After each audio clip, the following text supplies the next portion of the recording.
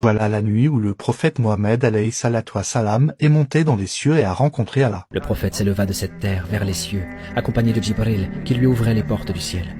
Chaque ciel avait ses gardiens et ses surveillants parmi les anges. Les anges dirent « Qui est là ?» Il répondit « C'est Djibril. » « Et qui est celui qui t'accompagne ?» « Il s'agit de Mohammed. » Les anges demandèrent « A-t-il déjà eu la révélation ?» « Oui. » Alors les portes du ciel s'ouvrirent. Pour qui?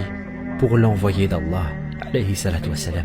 Quel est cet honneur qui fait que les portes des cieux s'ouvrent pour notre prophète de son vivant? Il entra au premier ciel, et il vit un homme. Il vit un homme auprès de qui les âmes se rendaient. Chaque âme qui quittait son corps se rendait auprès de cet homme.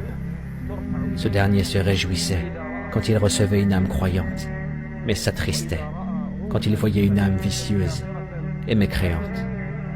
Le prophète demanda à Djibril « Qui est cet homme ?» Il répondit « C'est ton père, Edem. » Le prophète s'approcha alors de lui et le salua. Edem lui rendit le salut en lui disant « Bienvenue au fils vertueux, bienvenue au prophète vertueux. » Il s'agit de Mohammed, alayhi salatu wassalam. Après cela, il poursuivit son ascension pour arriver au deuxième ciel, et à chaque fois les portes des cieux s'ouvraient à lui. Et à chaque fois, des groupes d'anges venaient le saluer, lui souhaitant la bienvenue et lui réservant le plus chaleureux des accueils.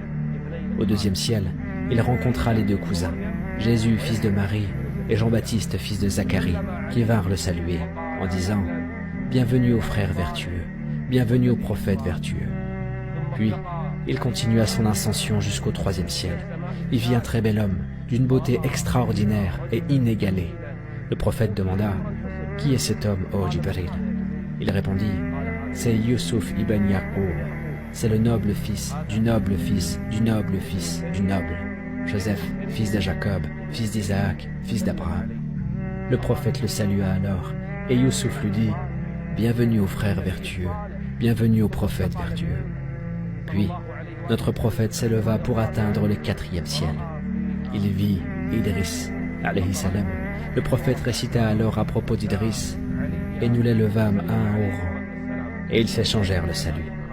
Puis le prophète continua jusqu'au cinquième ciel. Il y vit un homme portant une barbe blanche. Le prophète demanda à Djibril, « Qui est cet homme ?» Il lui répondit, « C'est l'homme bien-aimé de son peuple, c'est Haroun ibn Umran, alayhi salam. » Ils s'échangèrent le salut, et Haroun dit, « Bienvenue au frère vertueux, bienvenue au prophète vertueux. » Puis, l'envoyé d'Allah, alayhi salatu wassalam, continua son ascension jusqu'au sixième ciel. Et qui rencontra-t-il au sixième ciel? Moussa, alayhi salam. Ils s'échangèrent les salutations et Moussa dit « Bienvenue au frère vertueux, bienvenue au prophète vertueux. » Puis, il arriva au septième ciel, où il vit un homme qui était adossé à une maison. Et de quelle maison s'agissait-il? Il s'agissait de El-Bayt el-Ma'amour. Chaque jour, 70 000 anges y entrent, et ils y sont autorisés à le faire qu'une seule fois. Le prophète demanda « Qui est cet homme adossé à cette maison ?» Djibril répondit « C'est ton père, Ibrahim, l'ami d'Allah. » Alors il le salua, et Ibrahim rendit le salut en lui disant « Bienvenue au fils vertueux, bienvenue au prophète vertueux. » C'est à cette étape que notre prophète cessa de rencontrer d'autres prophètes. Cette limite du septième ciel ne fut jamais dépassée par quiconque des prophètes. Quant à notre prophète, il continua son ascension dans le septième ciel, jusqu'à ce qu'il arriva à une limite qui est la frontière de l'univers et qui a pour nom jujubier de la limite. Quel beau jujubier que cet arbre! Djibril, une fois arrivé à cette limite, ne pouvait plus continuer. Quant à notre prophète, il continua son ascension.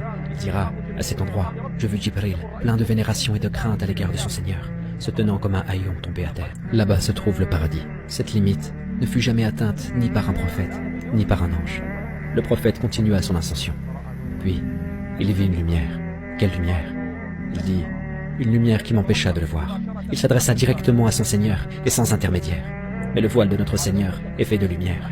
Il dira que si Allah Tout-Puissant et Tout-Miséricordieux ôte son voile et dévoile son visage, toutes les créatures de l'univers brûleraient par sa lumière. Quelle rencontre que celle-là! La rencontre du Seigneur avec son bien-aimé, son ami et son élu, Mohammed, alayhi salatu wassalam.